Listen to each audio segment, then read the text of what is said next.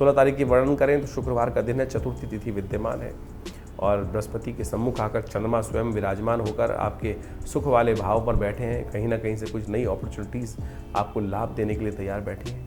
बहुत सारी चीज़ें बनती दिखाई दे रही हैं, सो कोई अच्छा नया ऑफर प्राप्त हो सकता है।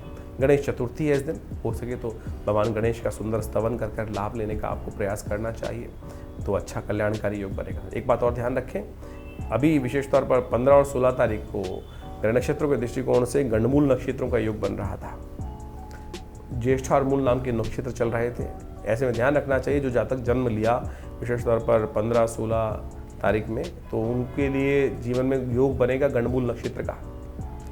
ज्येष्ठ और मूल नक्षत्र दोनों गंडमूल के अंतर्गत आते हैं। ऐसे में मूल शांति बाल्यकाल में ही करा लेनी चाहिए। बाद में गृह नक्षत्रों के दृष्टिकोण से मूल शांति कराने का प्रयास किया जाता है तो वो कई बार उतना कारगर नहीं होती है। जैसे आप छोटे बाल्यकाल में ही, हमारे यहाँ आजकल प्रचलन है वैक्सीन लगा ली जाती है ना, ये शोध का विषय है। तो ऐसे ही ज्योतिष के अंदर शोध करके ये बताया गया कि भैया अगर कोई व्यक्ति मूल नक्षत्रों में पैदा हुआ है, गंडमूल नक्षत्रों में, तो बाल्यकाल में ही 27 दिन तक उनकी मूल शांति करा लेनी चाहिए। फिर हमने देखा है कि बच्चे सफल ही नहीं होते। गंडमूल के अंदर बच्चा अकारण ही मूल शांति हुई नहीं और फिर अकारण कष्ट पाता रहता है।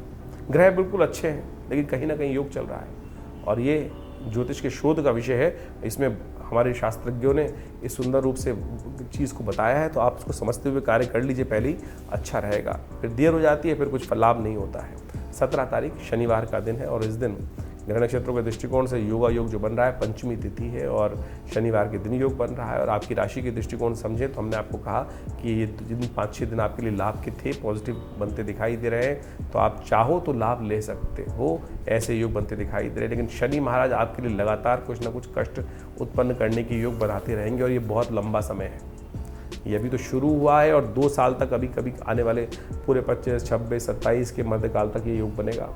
तो शनि को ठीक करने का रास्ता अपनाते रहें। अभी हमने कुछ दिन थोड़ी देर पहले आपको एक उपाय बताया था इसी दिनों में कि शनि की प्रसन्न करने के लिए पीपल का पेड़ का पूजन करें। तो कोशिश ये करें इस दिन विशेष तौर पर पीपल के पेड़ के पास जाकर एक तिल का दीपक, थोड़ा सा तिल उनको अर्पित करने का प्रयास करें। हो सके तो विशेष तौर पर ये उपाय करेंगे तो आपके लिए अच्छा रहेगा। शनि स्तोत्र का पाठ करना भी आपके लिए कल्याणकारी रहेगा, क्योंकि कल्याण ढैया चल रही है, वो कहीं ना कहीं कुछ ना कुछ थोड़ा उठापटक करने के योग बनाती रहेगी।